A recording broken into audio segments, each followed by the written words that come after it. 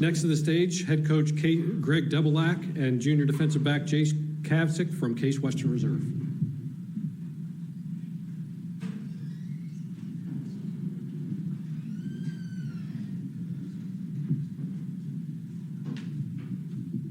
Before the question, Spencer, dude, that was awesome, man. That was great. I don't know if you know Gino DeMarco very well. I feel I'm taking his role as the old guy that gets to go off script and comment on things, but that was great. Probably the best thing was watching Sam's face and the smile on his face. That was classic. I don't know why people keep putting microphones in front of me. Like someone's gonna learn at some point, and I just want to shut up. Back to the script. Okay. Coach, can you talk about some of the challenges the team faced last season and how you hope the squad has overcome those for the upcoming year?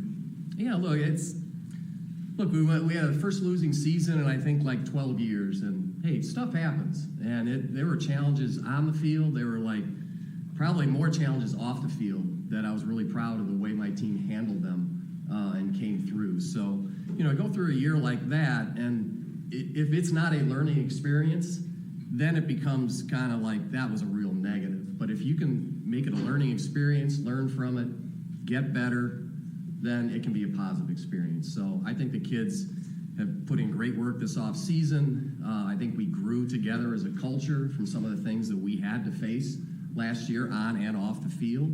And I think that made us a stronger group. So looking forward to proving us right here in 2026. Part of those challenges were some of the injuries that you faced as a program. After missing almost all of last year due to injury, graduate student quarterback Aaron Phillips decided to use his final year of eligibility this year. What does his anticipated return mean for the offense? Yeah, I tell you, he's as good as any as I've coached. And I mean my whole career. Going back to John Carroll when I had Larry Wonke get drafted by, the Giants, and Tom Arth, who's currently the quarterback coach with the Steelers, become a free agent, and all the great quarterbacks I've had at Case. Aaron's as good as any of them. So what we're hoping is Aaron has only started 2 games in his career. Just a mind-blowing statistic. The kid is as good as anybody in the country, and his teammates believe in him, the coaching staff believes in him, and we really feel if he's out on the field, we can beat anyone on our schedule. Flipping the other side of the ball, you're returning most of the defensive starters from last year, and especially deep at linebacker and in the secondary. What are your expectations for the defense this season, given that most of its members have at least a year of starting experience? Yeah, last year that was the real question: is how good are we going to be on defense? Because we all thought we had Aaron, and we're going to hang in there because we had Aaron until these young defenders kind of grow. And we lost Aaron, but boy, the defense really stepped up, and they did grow. And Jake, who's sitting beside me, was a huge reason why.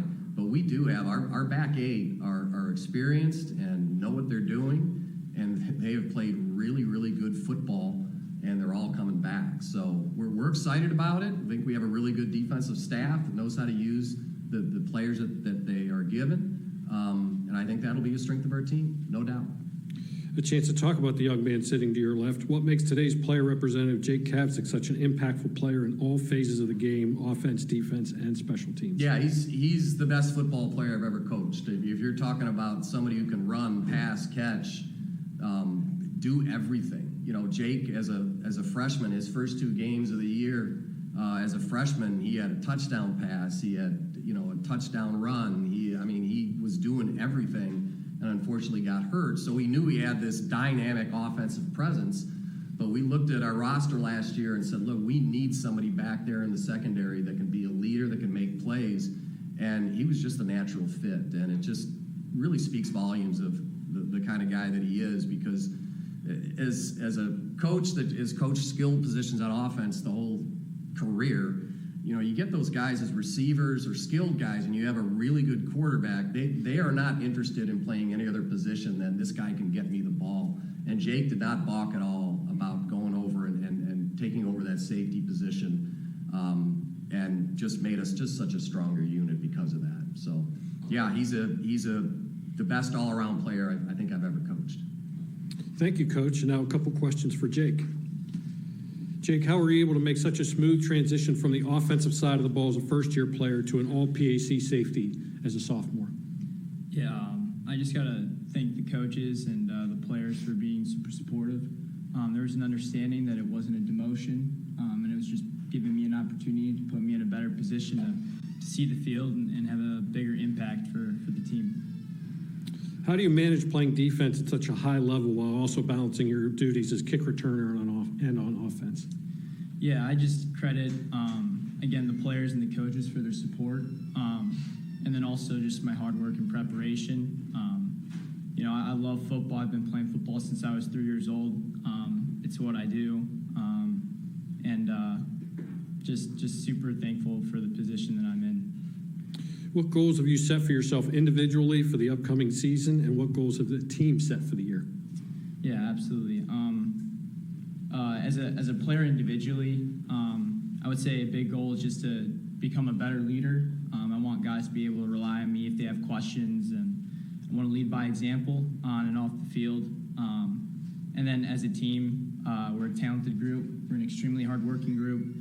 We're a tight-knit group, and we have goals to hopefully win the conference this year. I know it's a lot of talk. I know that, especially for a team that's been 6-4 and 4-5-1 in years past. But we've truly worked for it. We've built a culture for this year, and we're ready.